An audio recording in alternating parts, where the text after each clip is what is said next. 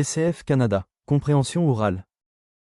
Avant de commencer, munissez-vous d'une feuille et d'un stylo.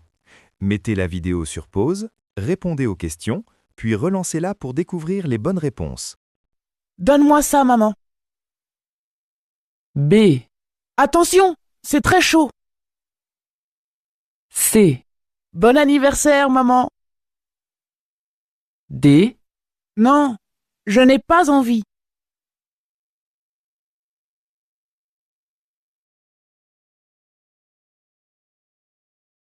A, Bienvenue à Paris Agora. B, 200 €, s'il vous plaît. C, Il est 20h30. D, Il vient du Japon.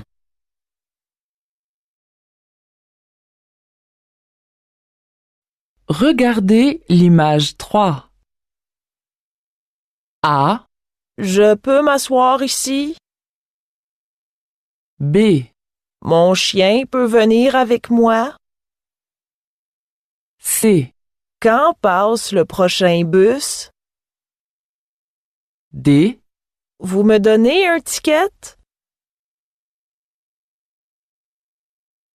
regardez l'image 4. A, J'espère qu'on va pouvoir entrer. B, Attendons dehors, c'est mieux. C, Ma glace est très bonne. D, Bonjour. 2 places, s'il vous plaît.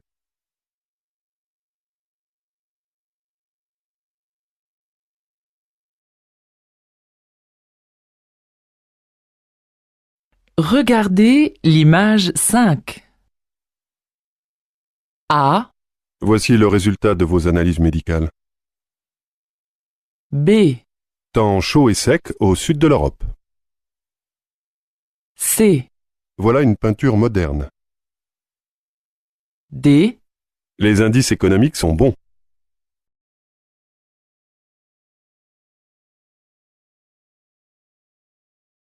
regardez l'image 6. A, Baissez les bras. B, Enlevez votre pull. C, Installez-vous. D, Respirez bien fort. regardez l'image 7. A, Bravo au cuisinier. C'est délicieux. B, Je voudrais une table près de la fenêtre. C, Un autre café, s'il vous plaît. D, Vous pouvez garder la monnaie.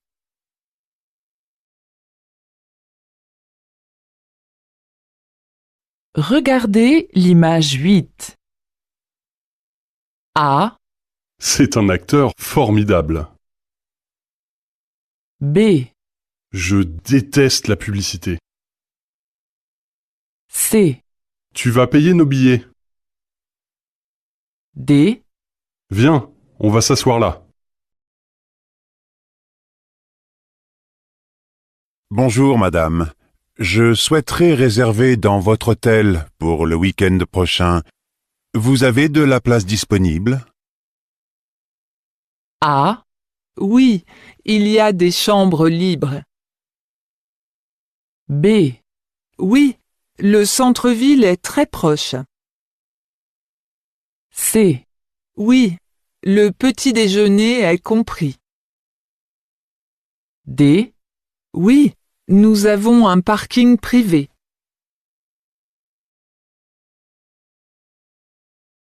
Si tu veux, je t'emmène à la piscine cet après-midi. Qu'est-ce que tu en penses? A, J'ai cassé ma raquette.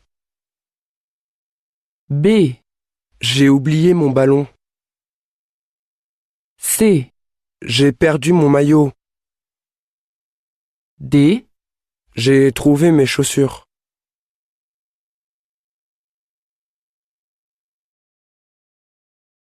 Martine, est-ce qu'il y a eu des appels pour moi? A. Le fax est en panne. J'ai appelé le réparateur. B. Madame Marcos s'est passée prendre le dossier Mali. C. Monsieur Dupont a téléphoné et veut vous voir. D. Vous avez rendez-vous avec Monsieur Poset.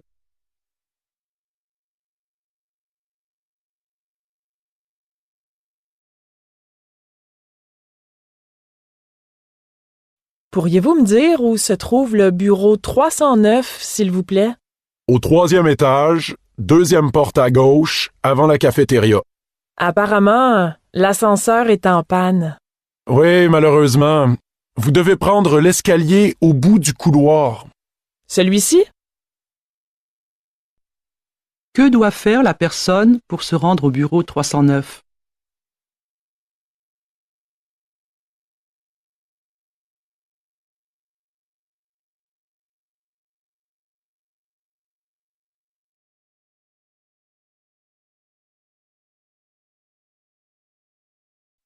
Alors c'est d'accord. Nous faisons un pique-nique samedi prochain. Oui, mais cela dépendra aussi du temps. S'il pleut, Pierre a proposé d'aller chez lui. Il a une maison de campagne avec une grande véranda qui s'ouvre sur le jardin. Ah oui? Alors c'est d'accord. Tu apportes les salades? Oui, et toi des fruits. Pierre s'occupera des boissons et du pain. Bon, espérons qu'il fera beau. Que veulent faire ces personnes samedi s'il ne pleut pas?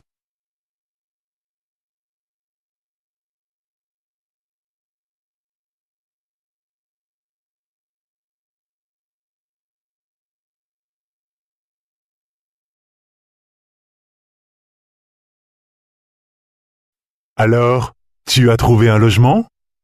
Oui, c'est tout petit. Il y a une seule pièce. C'est au 2e étage d'un immeuble situé en plein centre-ville. En plus, la propriétaire est gentille. C'est ce qu'il me faut. Dans quel type de logement habite cette personne?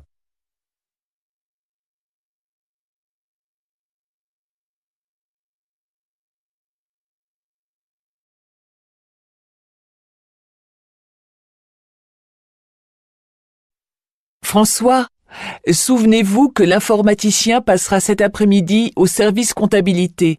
Oui, je sais. Pour les 2 ordinateurs en panne. Oui, appelez la comptable pour vérifier qu'elle a bien noté le rendez-vous. Elle est en formation jusqu'à la fin de la semaine. Sur le nouveau logiciel de comptabilité, justement.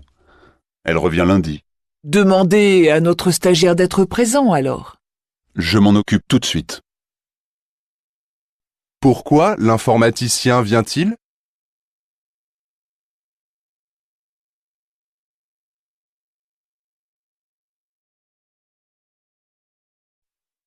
En fait, en quelques mots, les jeunes jouent beaucoup moins à l'extérieur, les jeunes sont plus inactifs, les jeunes ont plus de troubles de comportement. Or, de plus en plus d'études scientifiques font un lien direct entre le fait que les enfants n'aient même pas de temps libre, n'aient pas de jeu libre et ne jouent pas dehors, ne sont pas en lien avec la nature qui les environne. Et donc, sur des études qui ont été faites, par exemple, sur des rats, on a constaté que des rats qui ne bougent pas, qui ne peuvent pas jouer, qui ne peuvent pas sortir librement à l'extérieur, on développe des troubles de comportement comme ceux que l'on constate absolument actuellement chez les enfants. Selon l'intervenant, qu'est-ce qui explique les troubles du comportement?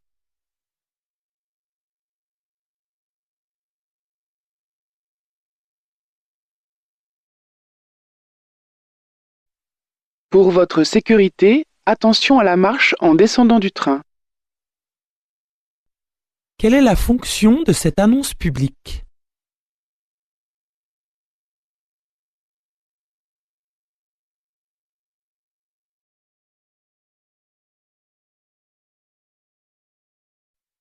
Oh, qu'est-ce qui t'arrive? T'es super beau habillé comme ça. Où vas-tu? Je sors de chez le coiffeur et je viens de m'acheter ce costume. Magnifique. T'as un look d'enfer. Mais pourquoi? Pour moi? Je viens juste de terminer mes 6 mois d'essai chez mon patron et comme j'ai donné satisfaction, je signe lundi prochain mon contrat définitif et à temps complet, pas partiel. Ah, ton contrat définitif? Mais c'est extra! Ah, te voilà dans la vie active, bravo! Je suis enchanté pour toi. Et tu penses à nous maintenant? Pour quelle raison la jeune fille est-elle si contente?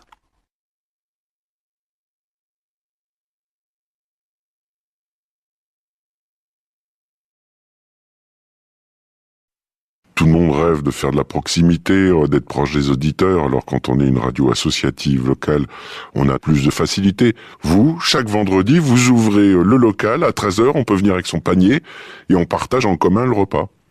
Tout à fait. Et là, pour la fin de l'année, on a donc lancé une invitation à tous ceux qui voudraient pour venir manger avec nous et réaliser une émission collective de fin d'année, un petit peu festive. Que propose chaque semaine cette radio à ses auditeurs?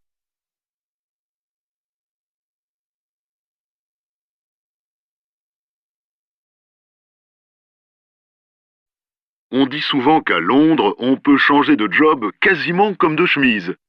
Est-ce que c'est toujours vrai? Il est toujours facile de passer d'un job à l'autre. Le diplôme a beaucoup moins d'importance. On va surtout regarder les postes que vous avez déjà occupés. On va aussi tenir compte de vos motivations. C'est vrai qu'on vous donne aussi la possibilité d'augmenter assez... de franchir les étapes beaucoup plus rapidement.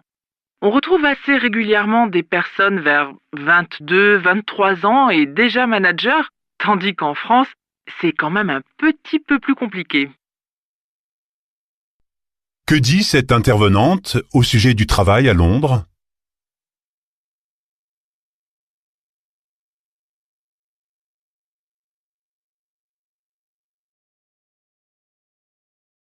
Bonjour monsieur, je viens transférer ma ligne téléphonique.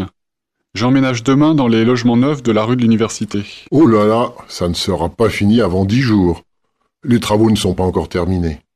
Le promoteur a eu du retard. Nous attendons son autorisation pour installer le réseau. 10 jours? Mais comment je fais sans téléphone, moi? J'en ai besoin pour mon travail. Je suis désolé, monsieur, mais vous n'êtes pas le seul dans ce cas et on ne peut pas aller plus vite que les travaux. Pourquoi le client n'obtient-il pas le transfert de sa ligne téléphonique?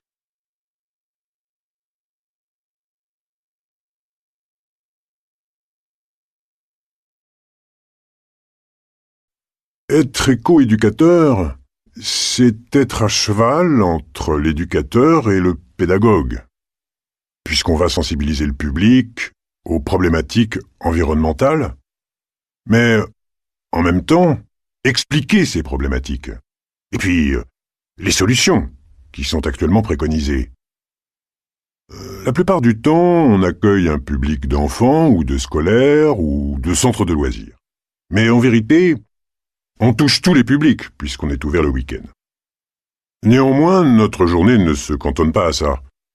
On a aussi le montage de tous les projets, d'événementiels ou d'animations futures, qui nécessitent de créer des supports, d'élaborer des déroulements pédagogiques.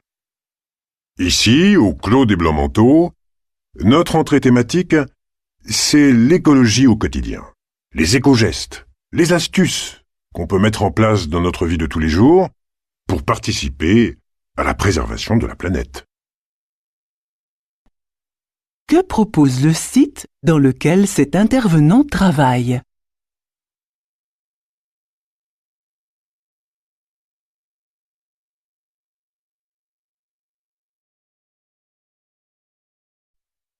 Bonjour, je suis nouveau à Charlesbourg. Vous sauriez ce que je dois faire de mon arbre de Noël pour qu'il soit ramassé? Vous n'avez qu'à déneiger devant chez vous et puis le laisser dans la rue. La collecte a lieu demain matin. Il est grand, votre arbre? Regardez, je l'ai mis dans le jardin. Il fait bien 3 mètres de haut. Alors, il faut le couper en deux. Et puis aussi, enlever tout ce qui est dessus. Qu'est-ce que cette personne cherche à savoir?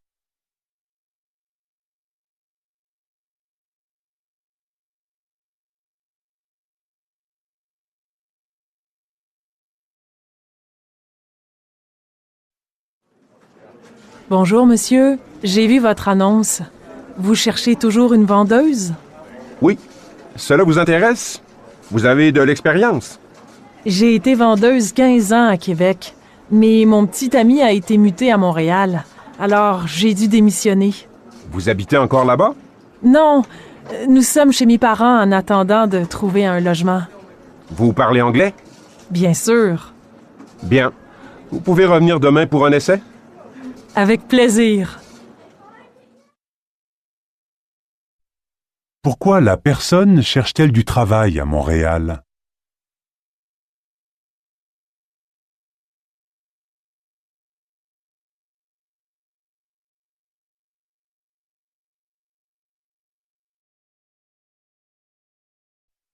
Gros plan sur les Français qui partent pour réussir. Oui, tous ces Français que l'on dit nuls en anglais, eh bien ils n'ont plus peur de partir à la conquête du monde.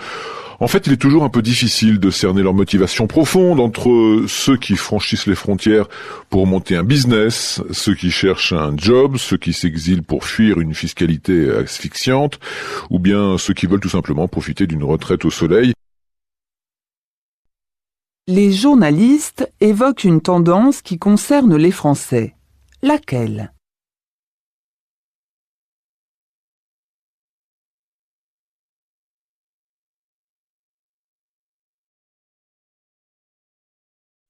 À mes côtés cette semaine, une philosophe, essayiste et romancière, née à Paris, grande voyageuse passionnée d'Afrique, férue de politique et d'opéra et qui publie ces jours-ci ses mémoires.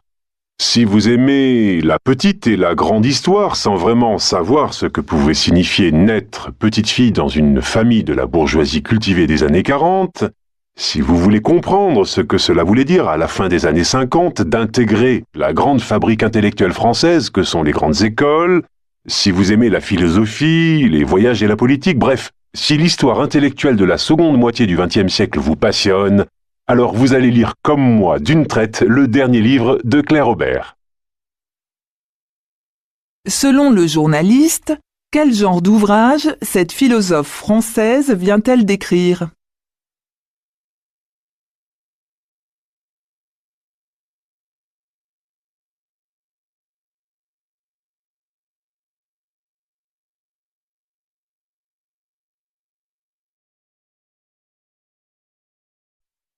Salut Géraldine, ça va? Non, pas trop. Tu sais que je cherchais du travail.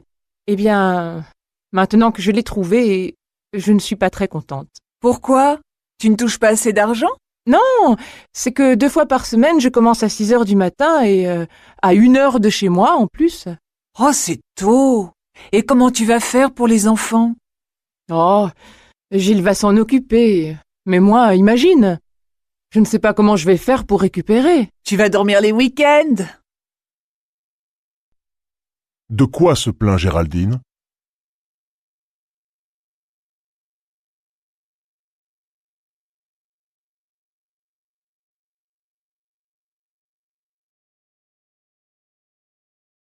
Salut Marie, alors finalement qu'est-ce que tu as fait samedi soir? J'avais pas le moral. J'étais invité chez ma sœur, je n'y suis pas allé. Il y a des amis qui m'ont appelé pour aller danser au dernier moment, j'ai pas eu envie. Tu as fait quoi alors? Finalement, j'ai voulu aller au cinéma. La séance était annulée pour raisons techniques, alors je suis rentré, je me suis couché. Si j'avais su, je serais venu te chercher. On est allé jouer au bowling, on a passé une super soirée. Comment la jeune fille a-t-elle passé sa soirée?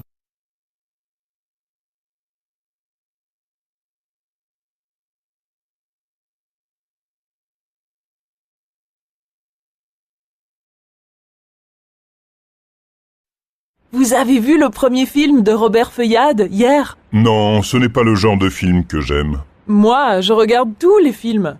J'adore le cinéma depuis toujours. Sans doute parce que mon père m'emmenait au cinéma alors que j'étais encore au biberon. Je me souviens encore de mon premier western. Dans la petite ville où on habitait, tous les samedis, il y avait le cinéma en plein air gratuit. Moi, ce que je préférais quand j'allais au cinéma avec mon père, c'était la glace à la vanille qu'il m'achetait.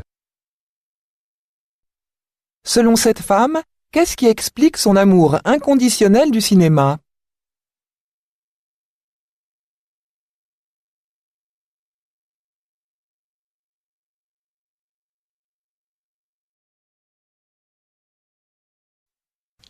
L'effet sur l'apprentissage est faible, mais les notes ont d'autres fonctions.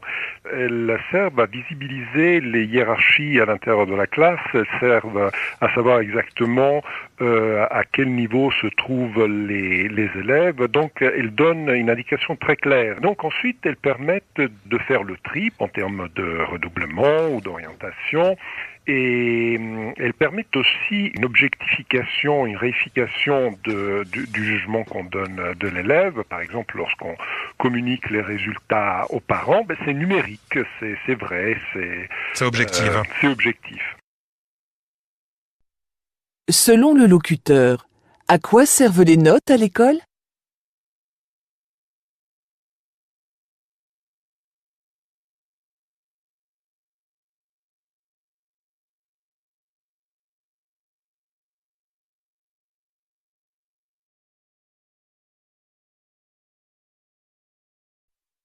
Docteur, quels aliments dois-je supprimer pour ne pas grossir ? L'essentiel pour parvenir à maigrir et à ne pas recommencer à grossir est de moins manger, mais tout en respectant son mode de vie et ses goûts. Vraiment ? On peut manger de tout ?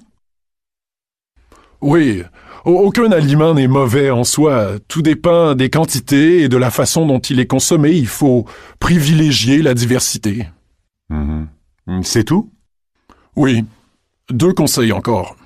Réduisez l'apport en lipides et en sucre, privilégiez les légumes verts et, en quantité modérée, les féculents et le pain.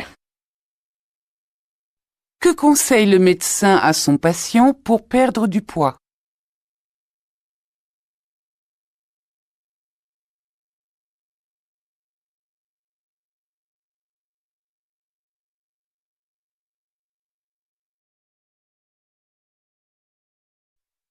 C'est assez étonnant de lire les titres des textes de Nathalie Sarraute, des pièces de théâtre, parce que ce sont toujours des structures de phrases très stéréotypées. Vous les entendez, c'est beau, pour un oui, pour un non, elle est là, on peut pas faire plus simple. Et en fait, derrière, il y a des gouffres, en effet. Voilà, oui. Et puis en plus, elle est très sensible à ce qui, dans le langage, sert de costume prêt-à-porter. Il y a énormément de langue de bois qui est pointée. De lieux communs.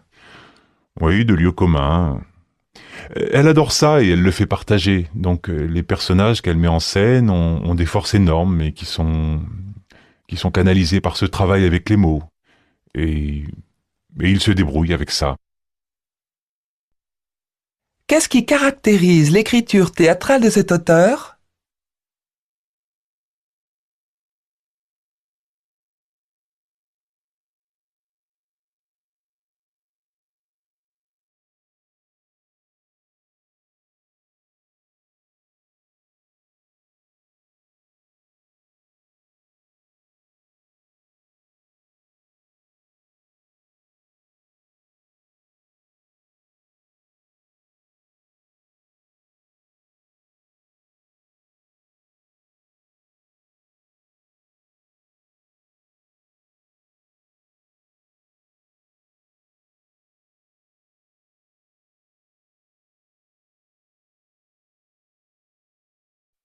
Progresser dans l'entreprise est une question de compétences, mais également d'intelligence relationnelle. Ne soyez pas naïfs. Le monde du travail est un monde de compétition et de rivalité. Une ambiance qui peut toutefois vous stimuler et accroître votre envie de réussir et de progresser.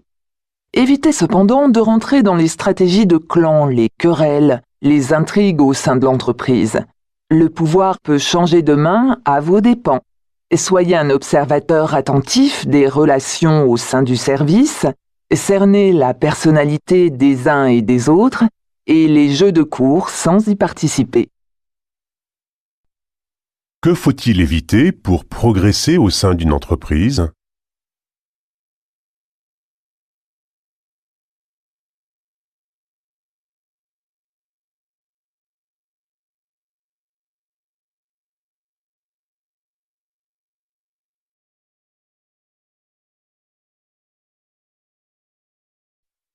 Le souhait de tout le monde aujourd'hui, des producteurs comme des consommateurs, c'est de réduire la distance entre la production elle-même et l'assiette. C'est exactement ça. Et donc nous avons vu surgir toutes les pratiques que l'on connaît, les modes de distribution relativement rapides. Et donc le premier forum Fodali a voulu être un lieu de rencontre des professionnels pour apprécier les évolutions et les modes de commercialisation et d'achat de nos concitoyens. D'après cet entretien, que souhaite l'ensemble des intéressés?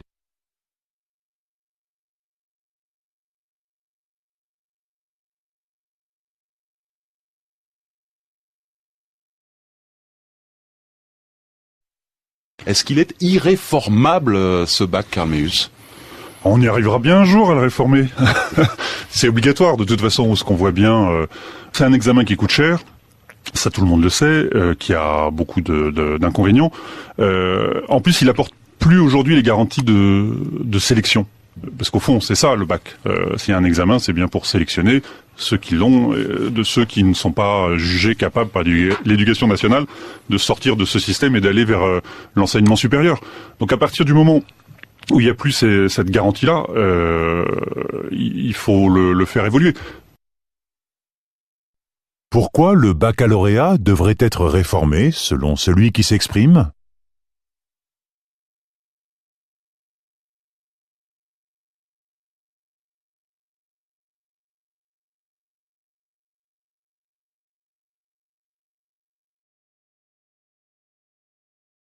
La rénovation urbaine est aujourd'hui plébiscitée par les élus locaux et les habitants des banlieues, mais ce programme a aussi eu des effets pervers, selon Renaud Epstein. Il est sociologue spécialiste des politiques urbaines. La mobilisation de milliards d'euros pour changer le bâti et changer l'urbanisme s'est fait aux dépens d'autres domaines d'intervention dans ces mêmes quartiers. Parfois, on a pu rebâtir des écoles, mais ça change pas nécessairement les moyens qui sont mis à disposition de ces écoles pour réaliser leur mission. Il en va de même pour les équipements sociaux, culturels dans ces quartiers. Est-ce que l'enjeu ne devrait pas être plutôt d'améliorer la qualité de service dans ces quartiers ? Quelle réserve le sociologue Renaud Epstein émet-il?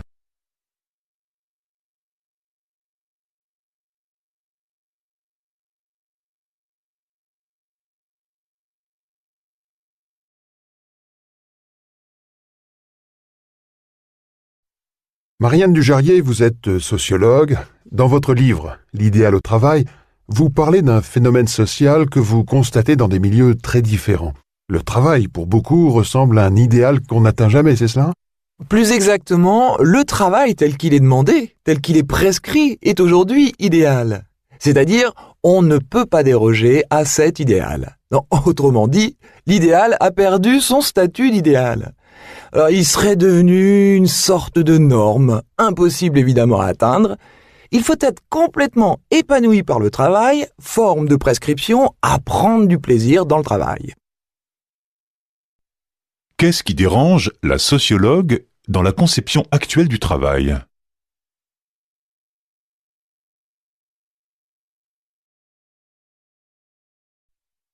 Avant-hier, dans une tribune officielle, une élue française a brisé un tabou, et sans doute heureusement.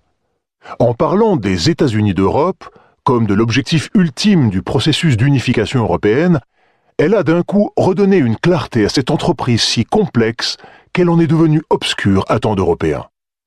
De crainte de passer pour de doux rêveurs, romantiques, utopistes, ignorants des réalités politiques, même les plus déterminés des partisans de l'unité de l'Europe n'osaient plus employer l'expression de Victor Hugo. On ne peut pas, dit-on, ce serait briser net un consensus, ce serait rompre avec certaines nations, susciter de nouvelles querelles bien plus violentes encore que celles du traité constitutionnel. L'idée véhiculée par les États-Unis d'Europe, c'est-à-dire des États soumis à un pouvoir fédéral, n'est pas du tout à l'ordre du jour.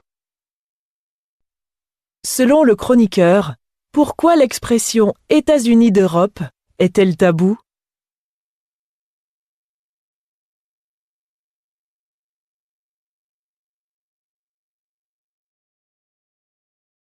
Pour recevoir plus de vidéos, n'oubliez pas de vous abonner, aimer et partager.